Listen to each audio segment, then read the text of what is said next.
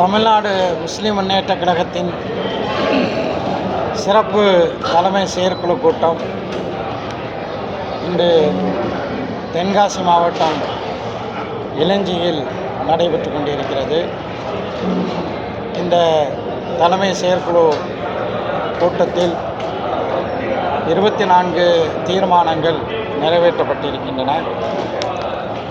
மிக முக்கியமாக கடந்த திராவிட முன்னேற்ற கழக ஆட்சியின் போது இஸ்லாத்தை ஏற்றுக்கொள்ளக்கூடிய மிகவும் பிற்படுத்தப்பட்ட சமூகத்தைச் சேர்ந்தவர்களுக்கு 3.5 விழுக்காடு மிகவும் பிற்படுத்தப்பட்டோருக்கான இடஒதுக்கீடு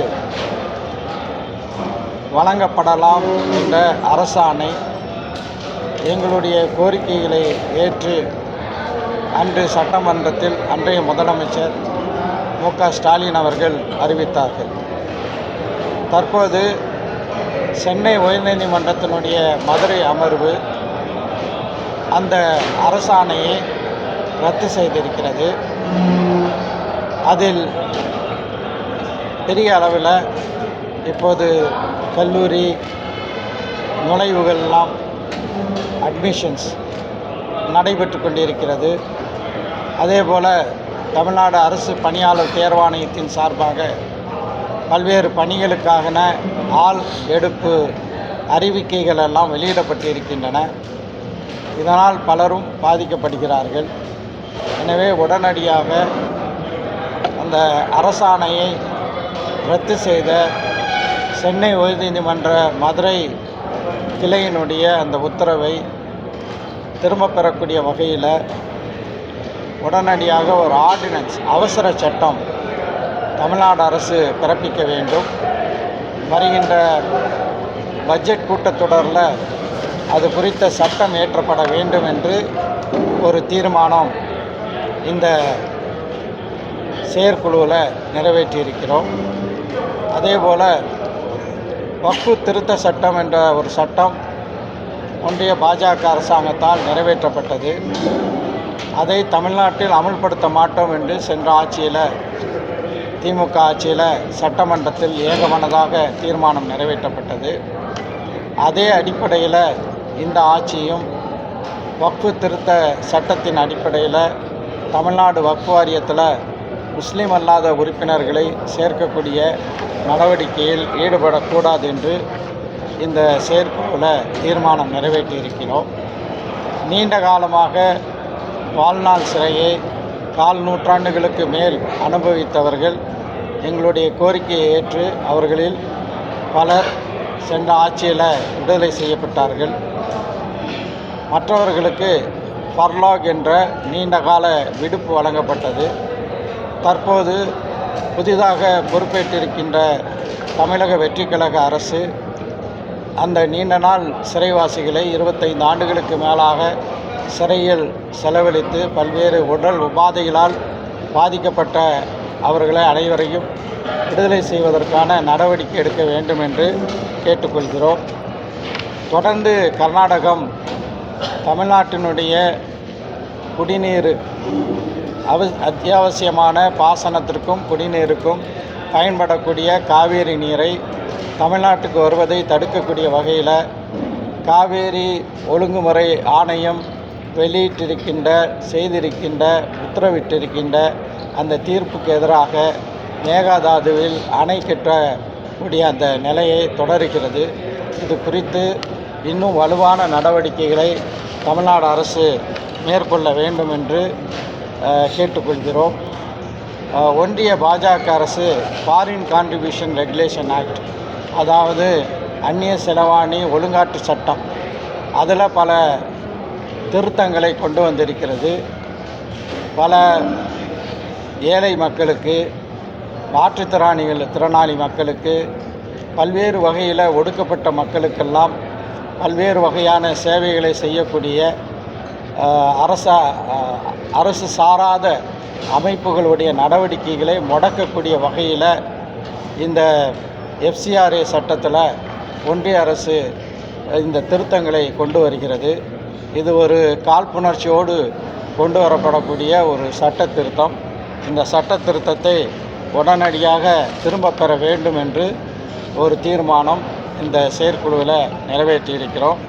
அதேபோல் மின் கட்டணத்தை மாதந்தோறும் வசூலிக்க வேண்டிய ஒரு நிலைமைக்கு மாற்ற வேண்டும் என்று கேட்டுக்கொள்கிறோம்.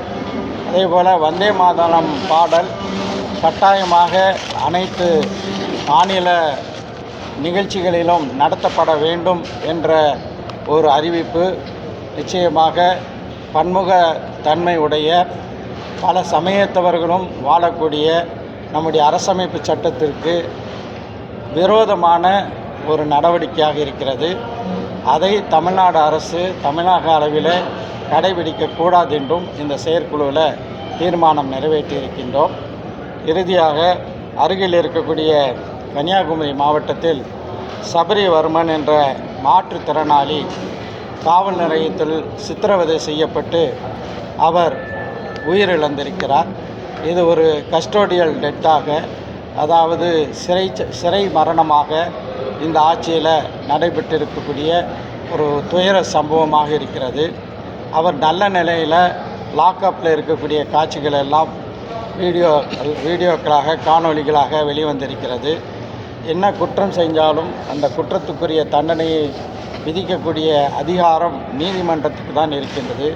காவல்துறையினரே தங்களுடைய கையில் அந்த தண்டனையை நிறைவேற்றக்கூடிய ஒரு அதிகாரத்தை எடுத்துக்கிட்டால் அது மிகப்பெரிய மனித உரிமை மீறலாக, ஜனநாயக விரோத, அரசமைப்பு சட்ட விரோத நடவடிக்கையாக மாறிவிடும்.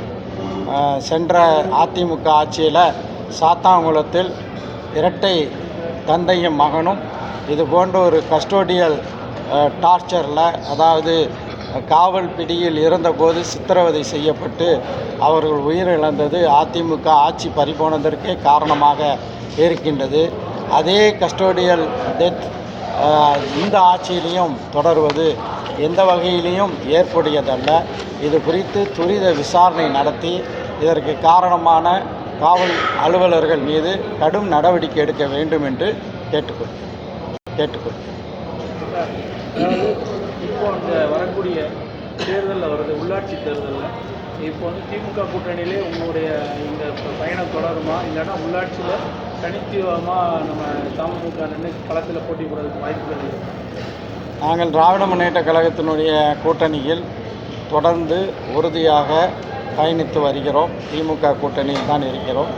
திமுக கூட்டணியின் சார்பாக தான் வரக்கூடிய இடைத்தேர்தல்களாக இருந்தாலும் சரி, அடுத்து வரக்கூடிய தேர்தல்களையும் நாங்கள் களம் காண்போம். இடைத்தேர்தலில் உங்களுடைய நிலைப்பாடு அதான் சொல்லிட்டேனே, திமுக கூட்டணியில் தான் உறுதியாக இருக்கும். திமுக கூட்டணிக்கு ஆதரவான நிலைப்பாடு தான் இருக்கும். இல்லை, அது குறித்த ஒரு வழக்கு சென்னை உயர்நீதிமன்றத்தில் நடைபெற்று வருகிறது. எங்களுடைய அமைப்பினுடைய பதிவு குறித்த ஒரு வழக்கு நடைபெற்று வருகிறது. அது விரைந்து விசாரணைக்கு எடுக்க வேண்டும் என்ற ஒரு மனுவை நாங்கள் தாக்கல் செய்து அந்த வழக்கில் நல்ல தீர்ப்பு விரைவில் வரும் என்று எதிர்பார்க்கிறோம். சார், இஸ்லாமியருக்கு பல்வேறு பிரச்சனைகள் இந்த உலகம் முழுவதும் இருக்குது. வரக்கூடிய சட்டமன்றத்தில் உங்களுடைய குரல் எந்த மாதிரியான ஒலிக்கக்கூடிய வாய்ப்புகள் இருக்குது? ஒட்டுமொத்தமாக அனைத்து தரப்பு மக்களுக்கான குரலாக, மனித உரிமைகளுக்கான குரலாக, பொருளாதார உரிமைகளுக்கான குரலாக, சுற்றுச்சூழலை பாதுகாப்பதற்கான குரலாக எப்போதும் போல எங்களுடைய குரல் நிச்சயமாக உயர்வாக கம்பீரமாக ஒலித்து கொண்டே இருக்கும். தாவேக்கு அரசில் இப்போ தொடர்ந்து பார்த்தீங்கன்னா எங்கு பார்த்தாலும் அதாவது பல்வேறு குற்றச்சம்பவங்கள்லாம் நடந்துட்டு இருக்கு. இது எப்படி பார்க்குறீங்க? தினந்தோறும் ஒரு பக்கம் தாவேக்கு அரசுக்கு ஆதரவும், ஒரு பக்கம் எதிர்ப்பு செஞ்சு சமூக வலைதளங்கள்லாம் தொடர்ந்து இது பண்ணிட்டு இருக்காங்க. உங்களுடைய நிலைப்பாடு எப்படி இருக்கு? புதிதாக இப்போது ஆட்சிக்கு வந்திருக்கிறார்கள். அமைச்சர்களும் ஒரு சிலரை தவிர அனைவரும் புதியவர்கள். எனவே இந்த ஆட்சி நிர்வாகத்துக்கு வந்த உடனே குறை சொல்வது சரியான ஒரு நடைமுறையாக இருக்காது. இருக்கக்கூடிய குற்றங்களை தடுக்கக்கூடிய வகையில் கடுமையான நடவடிக்கைகளை எடுக்க வேண்டும். இது குறித்து விரைந்து விசாரணை நடத்துவதற்காக விரைவு நீதிமன்றங்கள் அமைக்கப்பட வேண்டும் என்ற ஒரு கோரிக்கையை நான் வைத்தேன். அந்த அடிப்படையில் விரைவு நீதிமன்றங்களை அமைப்பதற்கான நடவடிக்கையை எடுத்து வருகிறார்கள். இரும்பு கரம் கொண்டு பாலியல் வன்கொடுமைகளில் ஈடுபடக்கூடியவர்கள் மீது கடுமையான நடவடிக்கைகளை இந்த அரசு மேற்கொள்ள வேண்டும் என்பதே எங்களுடைய கோரிக்கை. அதாவது தமிழக முன்னாள் முதலமைச்சர் பல்வேறு இடங்களில் வந்து பார்த்திங்க அப்படின்னா இந்த ஆட்சி 6 மாதத்தில் முடிஞ்சு போயிடும் அப்படின்லாம் சொல்லிட்டு இருக்காங்க. இது எப்படி குதிரை பேரம் நடக்கும் அப்படின்னு சொல்லி நேற்று தான் அதிமுகவுடைய பொதுச் செயலாளர் வந்து வாய் திறந்து பேசியிருக்காரு. உங்களுடைய இது எப்படி பார்க்குறீங்க? இந்த நிலைக்குமா நினைக்காதா என்பதை காலம் பதில் சொல்லும். நன்றி.